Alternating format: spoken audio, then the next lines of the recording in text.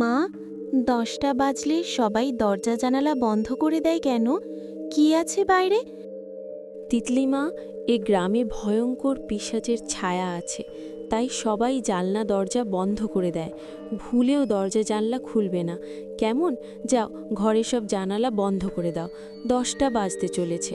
ঠিক আছে মা, আমি জানলা বন্ধ করে দিচ্ছি।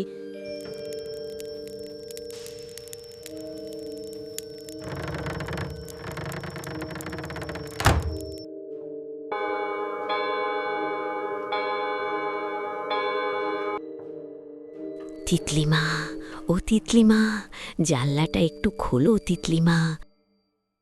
কে কে আছে বাইরে? আমি তোমার দিদা গো, আর এখানে দাইরে থাকতে পারছি না। দিদা? দিদা তুমি? কিন্তু তুমি বাইরে কি করছো? একটু ভিতরে আসতে দাও মা। মা, দিদা এসেছে, আমি জানলা খুলবো। তুমি না খুললে ওরা আমাকে খেয়ে ফেলবে। হ্যাঁ, দাঁড়াও, আমি জানালাটা খুলছি। না, খুলবে না দরজা।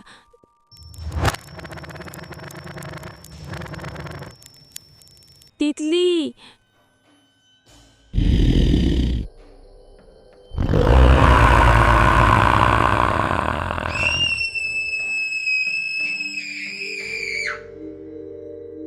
মথুরা গ্রামে তখন রাত 10টা বাজতে চলেছে, আর প্রতি সন্ধ্যার মতোই চারিদিকে ঘণ্টার আওয়াজ গম গম করছিল। রাত 10টা বাজতে চলেছে, সবাই নিজেদের ঘরের দিকে এগিয়ে যান। হ্যালো, ভুলু। হ্যালো, জি জগদীশবাবু। 10টা বাজতে চলেছে, সবাই বাড়ি গেছে কি না? জি জি জগদীশবাবু, প্রায় সবাই চলে গেছে। প্রায়? তুমি তো জানোই 10টার পর কি হয়। এক্ষুনি সবাইকে বাড়ি পাঠাও। জি জি, আপনি চিন্তা করবেন না, 10টা বাজার আগেই আমি সবাইকে বাড়ি পাঠিয়ে দেব। ঠিক আছে, তুমিও তাড়াতাড়ি বাড়ি চলে যাও। জি জগদীশবাবু, কাল দেখা হবে। অতীন, হ্যাঁ হ্যাঁ বাবা। 10টা বাজতে চলেছে, যাও গিয়ে সব জানালা দরজা বন্ধ করে দাও। হ্যাঁ বাবা। রাত 10টা বাজতে চলেছে, সবাই নিজেদের ঘরের দিকে এগিয়ে যান। এই, ওঠো সবাই, দোকান বন্ধ হয়ে গেল তো। আরে কাকি, এক কাপ চা তো খাইয়ে দাও। আরে বোকা, ঘন্টার আওয়াজ শুনিসনি নাকি তুই? 10টা বাজবে যে, তাড়াতাড়ি বাড়ি যা, না হলে।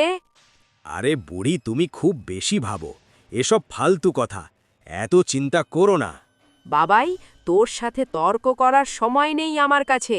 ভালো হবে যে 10টা বাজার আগে তুই তোর বাড়ি পৌঁছে যাবি, কারণ রাস্তায় যদি ওরা তোকে পেয়ে যায় তাহলে আর এখানে আসিস না, কারণ আমি দরজা খুলব না, বুঝেছিস?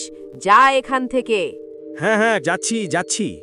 কাকি, হ্যাঁ, বলো জগদীশ বাবু। সবাই বাড়ি চলে গেছে তো? হ্যাঁ, সবাই চলে গেছে। ঠিক আছে, আপনিও মনে করে জানালা দরজা বন্ধ করে নেবেন।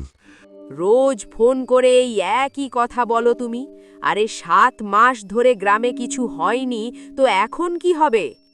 7 মাস আগে যা হয়েছিল তা আবার হতে পারে, তাই সতর্কতা প্রয়োজন। বাবা, হ্যাঁ? সব জানলা দরজা লাগিয়ে দিয়েছি।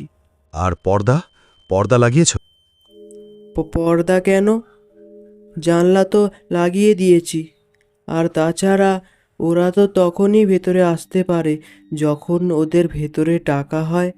তাহলে অতীন, তুমি কি হুঁশে আছো? কি বলছো এসব? আমরা পর্দা ওদের কাছ থেকে আড়াল করার জন্য লাগাই না, বরং এই জন্যে লাগাই যাতে আমরা ওদের দেখতে না পাই, ওদের সাথে কথা না বলি, আর ওদের প্ররোচনায় না পড়ি। এমন ভুল অনেকেই করেছিল, তাদের কি হয়েছিল তা গোটা গ্রাম জানে। এই জন্য ভালো হবে যে আমরা সেই ভুলগুলো যেন না করি। বাবা, মায়ের সাথেও কি এমন কিছু হয়েছিল? উনিও কি?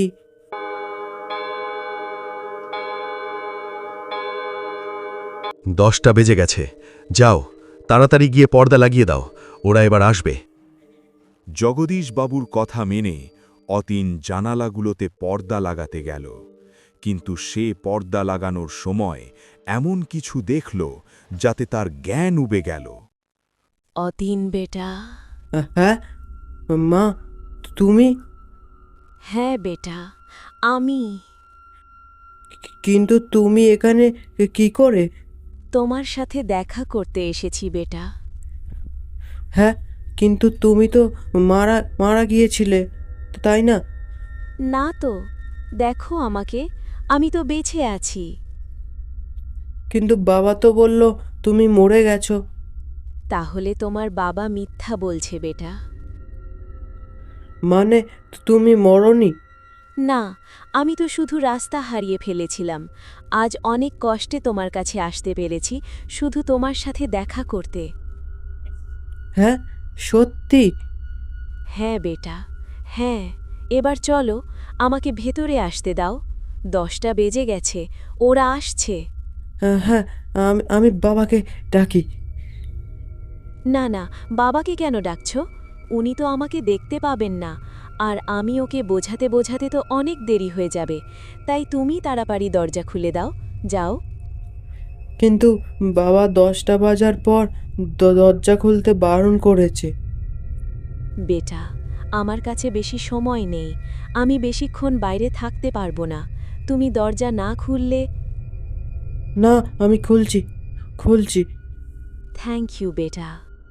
অতীন তার ঘরের দরজায় পৌঁছাল এবং দরজা খুলে দিল, কিন্তু সামনে কাউকে দেখতে না পেয়ে সে তার মাকে ডাকতে শুরু করল। মা, মা, আরে মা, কোথায় গেলে? মা, কোথায় তুমি?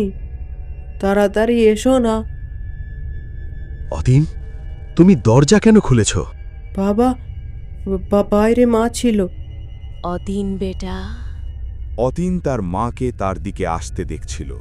ঠিক তখনই জগদীশবাবু হঠাৎ লাইট বন্ধ করে দিলেন, আর লাইট হঠাৎ বন্ধ হতেই অতীন পিছন ফিরল। তার সামনে অন্ধকারে জগদীশবাবু দাঁড়িয়েছিলেন, যিনি অতীনকে চুপ থাকার ইশারা করছিলেন। নন্দিনী অতীনকে ডাকছিল, কিন্তু সে সেখানে ছিল না, কারণ জগদীশবাবু তাকে পাশের ঘরে লুকিয়ে দরজা বন্ধ করে দিয়েছিলেন। অতীন বেটা, আরে কোথায় গেলে তুমি? দেখো, আমি এসে গেছি। মায়ের সাথে দেখা করবে না? অতীন। বাবা, বাইরে মা ছিল। দেখলাম না তোমার মা মারা গেছে, কোনো আওয়াজ করো না। কিন্তু বাবা, উনি তো বললেন যে উনি বেঁচে আছেন। অতীন বেটা, তুমি ভেতরে আছো তো? দরজা খুলবে না? তোমার মা এসেছে। দরজা খোলো বেটা। বাবা, তোমার মা মারা গেছে, কোনো আওয়াজ করো না। তোমার যদি সত্যি মনে হয় উনি তোমার মা, তাহলে কাল সকালে দেখা করো, ঠিক আছে? কিন্তু আপাতত শান্ত হও। কিন্তু বাবা, আমার মায়ের সাথে দেখা করতে ইচ্ছা করছে। একদম মনোযোগ দিও না, চোখ বন্ধ করে ঘুমিয়ে পড়ো। জগদীশবাবু, ও জগদীশবাবু, আরে দেখা করতে দাও না আমাকে অতীনের সাথে। কবে পর্যন্ত ওকে মিথ্যা বলবে যে আমি মরে গেছি? জগদীশবাবু, তুমি শুনতে পাচ্ছ তো? কিন্তু বাবা, মা এসব কি বলছে? শান্ত থাকো অতীন, কাল সকালে আমি তোমাকে সব বুঝিয়ে দেব, কিন্তু আপাতত চুপচাপ চোখ বন্ধ করে ঘুমিয়ে পড়ো। অতীন তার বাবার কাঁধে মাথা রেখে ঘুমিয়ে পড়ল, আর যখন সকাল হল তখন জগদীশবাবু অতীনকে ডাকতে ডাকতে বললেন, অতীন, উঠে পড়ো, সকাল হয়ে গেছে। হ্যাঁ হ্যাঁ, সকাল হয়ে গেছে। তাহলে মায়ের সাথে দেখা করতে পারি তো এবার? এসো আমার সাথে, তোমার মায়ের সাথে দেখা করাবো। কিন্তু যেই না তারা দুজন ঘরের বাইরে এলো, সেখানে কেউ ছিল না। আরে মা কোথায় গেলেন? আমি বলেছিলাম না, উনি তোমার মা ছিলেন না। বাবা, উনি তো মায়ের মতোই কথা বলছিলেন। আমি বুঝিয়েছিলাম না যে পর্দা লাগানোর সবচেয়ে বড় কারণ হলো যাতে আমরা ওদের দেখতে না পাই, ওদের কথায় কান না দিই, যেমনটা তুমি কাল দিয়েছিলে। কিন্তু উনি বলছিলেন যে উনি মরেননি, বেঁচে আছেন। যদি উনি মরে গিয়ে থাকেন, তাহলে এখানে কি করে এলেন? একটা কাজ করো, আমার সাথে এসো। হ্যাঁ, কোথায় বাবা? চলো আমার সাথে, তোমাকে কিছু দেখাতে হবে। তো এরপর তারা দুজন গ্রামের প্রায় বাইরে চলে এলো, আর সেখানে পৌঁছানোর পর অতীন বলল, বাবা, আমরা এখানে কেন এলাম? বলছি, কিন্তু তার আগে আশেপাশে দেখে বলো, এখানে তুমি কি দেখতে পাচ্ছ?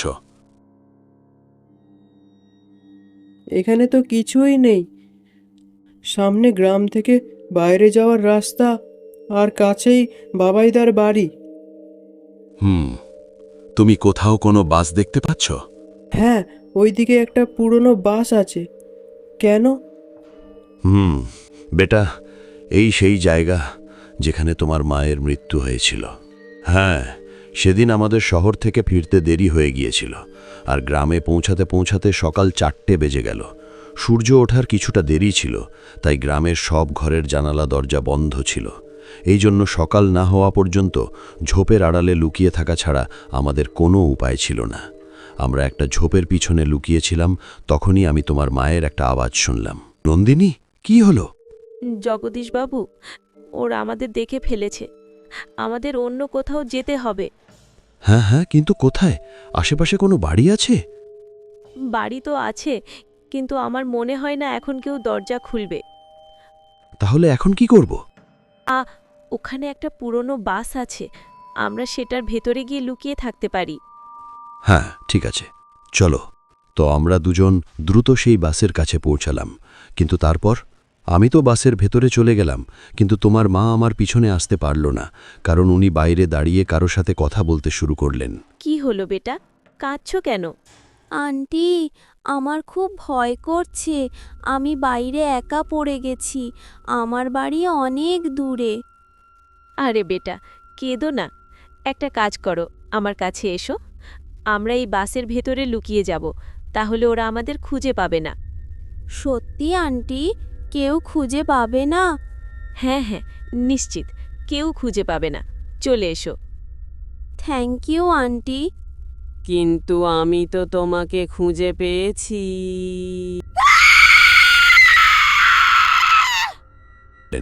আমি নন্দিনীকে বাঁচানোর জন্য বাসের বাইরে যেতে লাগলাম, কিন্তু ততক্ষণে অনেক দেরি হয়ে গেছে। বাসটাকে ওরা চারপাশ থেকে ঘিরে ফেলেছিল, আর হয়তো আমাকে দেখে হাসছিল ওরা। সেই আওয়াজগুলো শুনে আমি এত ঘাবড়ে গেলাম যে নিজের জায়গা থেকে নড়তেও পারলাম না। কিন্তু একটু পরেই সেই আওয়াজগুলো আসা বন্ধ হয়ে গেল, আর গ্রামের লোকদের আওয়াজ শোনা যেতে লাগলো। আমি বুঝতে পারলাম যে সকাল হয়ে গেছে। তো আমি বাসের বাইরে বেরিয়ে তোমার মাকে ডাকতে শুরু করলাম, কিন্তু সেখানে আর কেউ ছিল না। আমি অনেক দিন ধরে ওর ফেরার অপেক্ষা করতে থাকলাম, কিন্তু ও ফিরল না। তারপর যখন গ্রামবাসী আমাকে জানালো যে রাত 10টার পর সেই বাসিন্দাদের সাথে নন্দিনীও শিকারে আসে, তখন আমি এই গ্রামের একটা গভীর রহস্য বুঝতে পারলাম। কি রহস্য?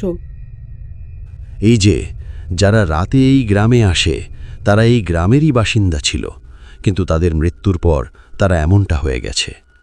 মানে কাল যাকে আমি দেখলাম, সে তোমার মা ছিল না বেটা, কারণ মরা মানুষ ফিরে আসে না। মানুষ রূপে তো একেবারেই নয়।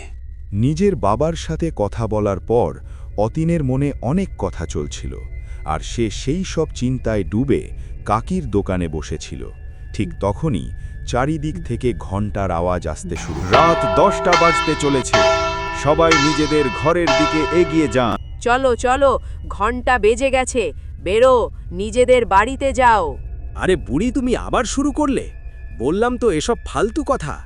আরে বোকা, তোর মাথা খারাপ হয়ে গেছে নাকি? জানিস না বাইরে কি হয়? কাঁচা চিবিয়ে খাবে সেই বাসিন্দারা। আচ্ছা, আর তুমি কি করে জানো যে ওরা কাঁচা চিবিয়ে খাবে? কারণ আজ পর্যন্ত যেই রাতে বাইরে থেকেছে সেই মারা গেছে। আচ্ছা, তাহলে তোমার জগদীশবাবু কি করে বেঁচে গেল? হ্যাঁ, উনিও তো ফেসে গিয়েছিলেন না রাতে নিজের বউয়ের সাথে। আমি বললাম না তোর ফালতু কথা শোনার সময় নেই আমার কাছে। যা, বেরো এখান থেকে। হ্যাঁ হ্যাঁ, যাচ্ছি। এতটা বলে বাবাইদা সেখান থেকে চলে গেল, কিন্তু বাবাইদার কথাটা অতীনের মনোযোগ আকর্ষণ করল। তো সেও এখন ভাবতে শুরু করল যে সেই রাতে তার মা তো মারা গেল, কিন্তু বাবা কি করে বেঁচে গেলেন। সে এই সব কথা ভাবছিল, ঠিক তখনই কাকি বলল, আরে খোকা, আমার কথা শুনিসনি নাকি? বললাম না বাড়ি যা। জি কাকি। তো অতীন তাড়াতাড়ি কাকির দোকান থেকে বাইরে বেরিয়ে এলো। সে বাড়ির উদ্দেশ্যে বের হতে যাচ্ছিল, ঠিক তখনই তার মাথায় আরও একটা চিন্তা এলো, আর সে সোজা বাবাইদার পিছনে ছুটল।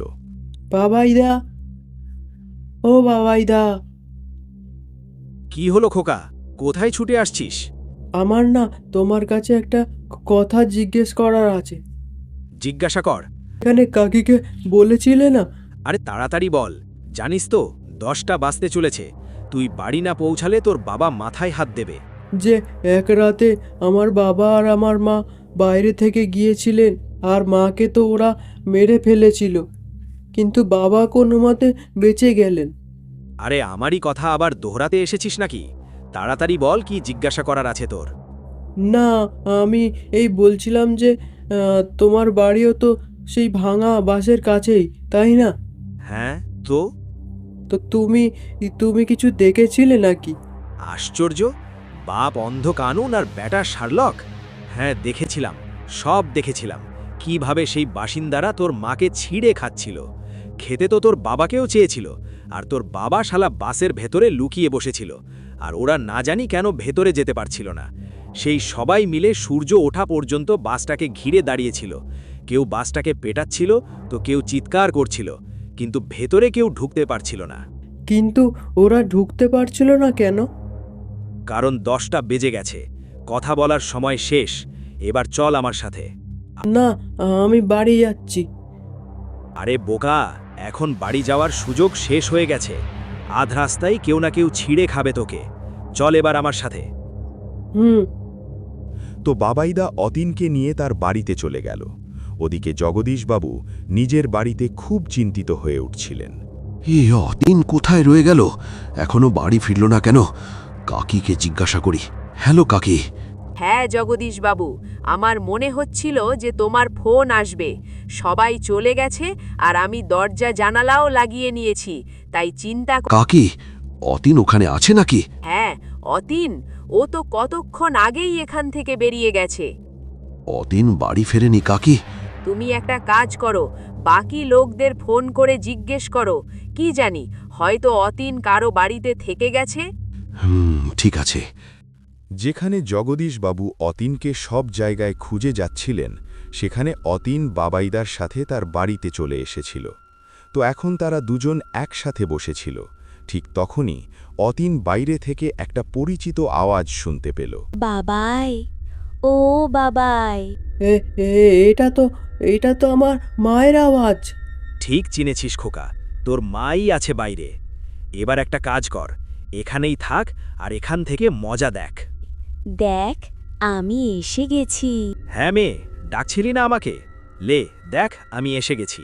কত অপেক্ষা করাও তুমি। অপেক্ষা? আরে আমি তো এক্ষুনি এলাম। আমি তো রোজই আসি, তুমি আমার সাথে দেখাই করো না। আরে তোর সাথে তো রোজই কথা বলি আমি। হ্যাঁ, কিন্তু দেখা করার মানে শুধু কথা বলা তো হয় না, কাছেও তো আসতে হয়, তাই না? আচ্ছা, আমার কাছে আসবি তুই? আর না তো কি, খোলো না দরজা। আশ্চর্য, মেয়ে তুইও বটে। নিজের জগদীশবাবুকে এত তাড়াতাড়ি ভুলে গেলি? জগদীশবাবু যা দেখবেন না, তা উনি জানতে পারবেন কি করে? আশ্চর্য, তুমিও বটে। তাছাড়া তোমার ছেলেটার কি, ও তো দেখতে পারে, তাই না? ও বাবাইদা, তুমিও একই কথা বলতে লাগলে। আমাদের দুজনের মাঝে অন্য কারো কি কাজ? যা না, দরজা খুলে দে না, আমার তোর সাথে ভালোভাবে দেখা করার ইচ্ছে করছে। আচ্ছা চল, ঠিক আছে, খুলেই দিচ্ছি দরজা এবার। তো বাবাইদা দরজা খুলতে যাচ্ছিল, ঠিক তখনই অতীন বলল, বাবাইদা, দরজা খুলো না, ও আমার মা না। আরে এই কথাটা তো আমিও জানি। ও তোর মা তো আর একেবারেই নেই। ও মানুষ কিনা তা তুই এক্ষুনি জানতে পারবি। তুই শুধু দেখতে থাক। তো এই বলে বাবাইদা দরজা খুলে দিল, আর সামনে দাঁড়িয়ে থাকা নন্দিনীকে বলল, আয় মেয়ে, দেখা করতে চেয়েছিলি তো আমার সাথে, আয় ভেতরে আয়। বাবাইদার কথা শুনে অতীনের তো হুঁশ উড়ে গেল, কিন্তু ঠিক তখনই কিছু অদ্ভুত ঘটল। সে দেখল যে তার মা দরজায় তো দাঁড়িয়েছিল, কিন্তু দরজা থেকে ভেতরে আসছিল না। কি হলো? থেমে গেলি কেন? আয় ভেতরে আয়। নন্দিনী কিছুক্ষণ ওইভাবেই দাঁড়িয়ে রইল, কিন্তু তারপর বলল, তুমি বাইরে কেন চলে আসছো না বাবাই? আমি তোমার সাথে এখানেই দেখা করে নেব। আরে একটু আগে তো ভেতরে ডাকতে বলছিলি, এখন বাইরে ডাকছিস? দেখ মেয়ে, আসতে তো তোকেই হবে। না বাবাই, কত অপেক্ষা করাবে, চলে এসো না বাইরে।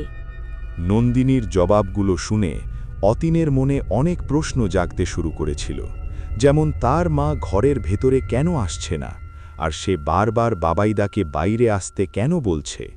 অতীন ধীরে ধীরে বাবাইদার কাছে পৌঁছাল, কিন্তু তার আগে যে সে বাবাইদাকে কিছু জিজ্ঞাসা করবে, নন্দিনী তাকে দেখে ফেলল এবং বলল, আরে বেটা অতীন, তুমিও এখানে? এসো না, মায়ের সাথে দেখা করবে না? কাল তো আমরা দেখা করতে পারিনি, তাই না? এসো, আজ দেখা করি। দেখো, বাইরে তোমার সাথে খেলার জন্য এত বাচ্চা আছে, আমরা খুব মজা করব। চলে এসো বেটা। নন্দিনী আর তার সাথে বাচ্চাদের দলকে দেখে অতীনের ভয় তো খুব পেল, কিন্তু সে নন্দিনীর কথায় মনোযোগ না দিয়ে বাবাইদাকে জিজ্ঞাসা করল, বাবাইদা, দরজা তো খোলা আছে, আর তুমি মাকে ভেতরে আসতেও বলে দিয়েছো, তাহলে ও ভেতরে আসছে না কেন? আর এই বাচ্চাগুলো বাইরে দাঁড়িয়ে আছে কেন? বুঝদার লাগছিস তো, ঠিক প্রশ্ন জিজ্ঞাসা করতে জানিস। হ্যাঁ হ্যাঁ, মানে? মানে এই যে যেদিন রাতে আমি তোর মাকে মরতে দেখেছিলাম, সেদিন রাতে আমিও এটাই ভাবছিলাম যে শেষমেশ এই বাসিন্দারা তোর বাবাকে কেন মারল না, ওরা বাসের ভেতরে কেন ঢুকতে পারল না। তো পরের দিন সকালে আমি বাসের ভেতরে গেলাম এটা দেখতে যে ওখানে আসলে এমন কী ছিল যা সেই বাসিন্দাদের আটকে দিয়েছিল। প্রথমে তো আমার কিছু মাথায় আসেনি, কিন্তু তারপর আমি উত্তর পেয়ে গেলাম। কি উত্তর? ওই দেখ, এটা হলো রুদ্রাক্ষের মালা। এই সেই জিনিস যা তোর বাবার প্রাণ বাঁচিয়েছিল। বাসের ভেতরে এটাই ঝোলানো ছিল। এর পেছনের কারণটা তো আমার জানা নেই, কিন্তু এতটুকু জানি যে এই রুদ্রাক্ষের মালা দরজায় ঝুলিয়ে রাখলে ওরা চাইলেও ঘরের ভেতরে ঢুকতে পারবে না। সত্যি? আর না তো কি। তো তোমার কি নিশ্চিত জানা আছে যে এই রুদ্রাক্ষের কারণেই ওরা ভেতরে আসছে না? রুদ্রাক্ষ খুলে দেখাবো, দেখবি কি হয়? না না না না। খোকা, এটা আমি এই প্রথমবার করছি না, সব পরীক্ষা করার পরেই নিজের দরজায় টাঙিয়েছি এই রুদ্রাক্ষটা, বুঝেছিস? এই নে, তোর বাবা ফোন করেছে। হ্যালো, হ্যাঁ জগদীশবাবু, হ্যাঁ হ্যাঁ চিন্তা করবেন না, আপনার ছেলে আমাদের কাছেই আছে এবং পুরোপুরি সুরক্ষিত আছে। শুভরাত্রি।